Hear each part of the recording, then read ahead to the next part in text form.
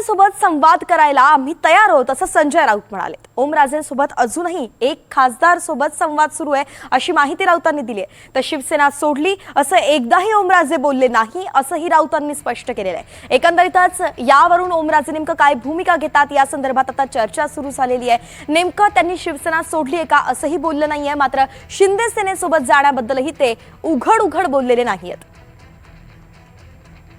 बघा, ओमराजे निंबाळकर यांनी आतापर्यंत एकदाही सांगितलेलं नाही की मी शिवसेना सोडली आहे किंवा सोडतो।